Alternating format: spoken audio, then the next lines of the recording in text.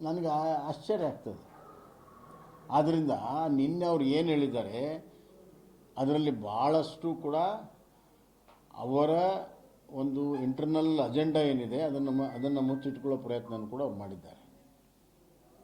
ಅವ್ರಿಗೇನು ಇಂಟ್ರೆಸ್ಟು, ಯಾಕೆ ಮಾಡಬೇಕು, ಯಾಕೆ ಪ್ರತಿಷ್ಠೆ ತಗೋಬೇಕು? ನಿನ್ನೆ ಆ ಪ್ರೆಸ್ ಕಾನ್ಫರೆನ್ಸ್ ಮಾಡೋಷ್ಟರಲ್ಲಿ ಅಧಿಸೂಚನೆಯನ್ನು ಹೊಂದಿಸ್ತಾರೆ 4,000 ಎಕರೆಗೆ. So what is their interest?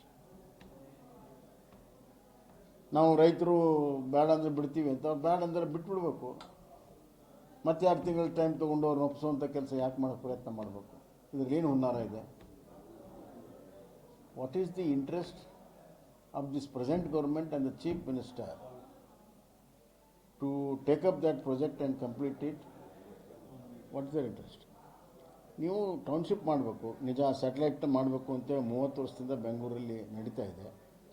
ನೀವು ಟೌನ್ಶಿಪ್ ಮಾಡಬೇಕಾದ್ರೆ ಗೌರ್ಮೆಂಟ್ ಲ್ಯಾಂಡ್ ಇದೆ, ಅಲ್ಲಿ ನೀವು ಟೌನ್ಶಿಪ್ ಮಾಡಿ. ಈಗಿರುವಂಥ ಮೊಬಿಲಿಟಿಯಲ್ಲಿ ಏನು ಬೇಕಾದ್ದು ಮಾಡ್ಬೋದು. ಅವಾಗಿನ ಮೊಬಿಲಿಟಿ ಇರಲಿಲ್ಲ. ಈಗ ಮೆಟ್ರೋ ಇದೆ, ನಿಮಗೆ ರೈಲ್ ಇದೆ, ರೋಡ್ ಇದೆ, ಕನೆಕ್ಟಿವಿಟಿ ಮಾಡೋಕ್ಕೆ 30 ಕಿಲೋಮೀಟ್ರ್, 50 ಕಿಲೋಮೀಟ್ರ್, 60 ಕಿಲೋಮೀಟ್ರ್ ದೂರದಲ್ಲೂ ಕೂಡ ಟೌನ್ಶಿಪ್ ಮಾಡ್ಬೋದು.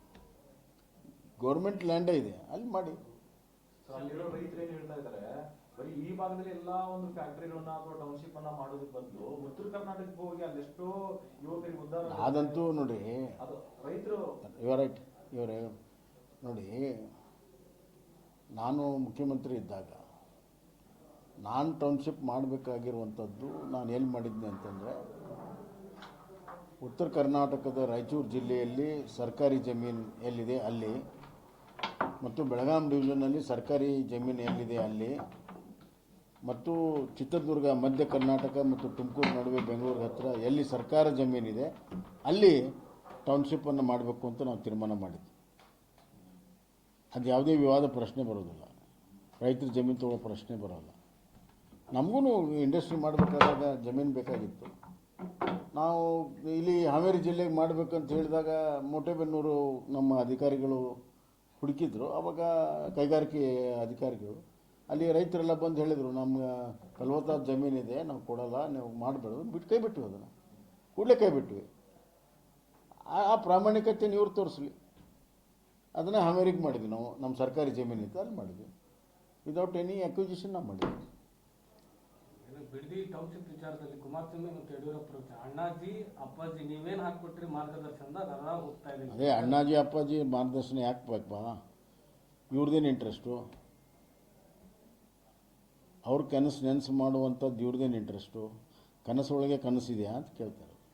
ನನ್ನ ಯಾವುದೇ ವೈಯಕ್ತಿಕ ದುರುದ್ದೇಶ ಇಲ್ಲ. ಅದನ್ನೇ ಹೇಳ್ತಾ ಇರೋದು, ಕನಸೊಳಗೆ ಕನಸನ್ನು ನೋಡಬೇಕು ನೀವು ಪ್ರಶ್ನವರು, ಅವಾಗ ಸಿಗ್ತದೆ.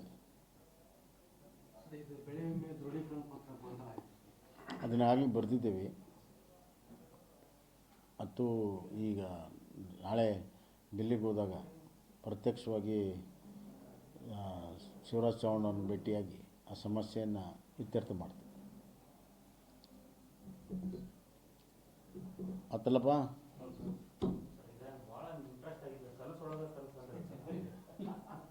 ಹೌದಲ್ಲ? ಹೊಡಿರಿ ಅದನ್ನು, ಕನಸೊಳಗೆ ಕನಸು.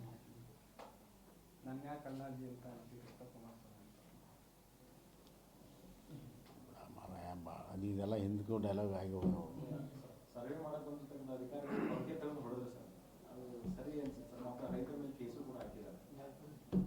ಇದೆಲ್ಲ ಅವಶ್ಯಕತೆನೇ ಇರಲಿಲ್ಲ. ಅಲ್ಲ, ಹೇಳ್ತೀನಿ ಕೇಳಿ, ಹಂಗಲ್ಲ, ಇದೆಲ್ಲವೂ ಅವಶ್ಯಕತೆ ಇರಲಿಲ್ಲ. ನೀವು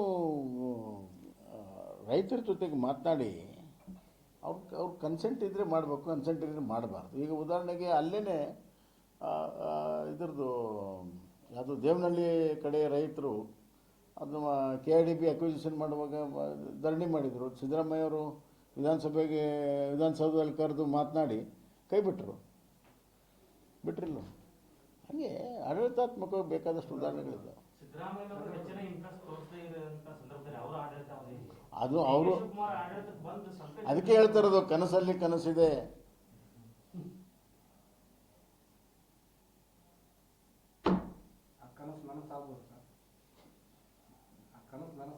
ಅದೇ ಪ್ರಯತ್ನ ಅವ್ರದ್ದಿದೆ, ನೋಡೋಣ ಏನಾಗುತ್ತೆ. ಈ ದೇಶದಲ್ಲಿ ಕಾನೂನು ಎಲ್ಲ ಒಂದಿದೆ ಅಲ್ಲ, ಕೋರ್ಟುಗೆಲ್ಲ ಇದ್ದಾವೆ. ಬಂದ್ ಮಾಡ್ರಿಪ್ಪ ನಿಮ್ಮ ಬಿಡದಿ, ನೀವು ಹಾವೇರಿಯವ್ರು ಬಿಡದಿ ಕೇಳಿದ್ರೆ ನಾನು ಇನ್ನೇನು ಹೇಳಿ.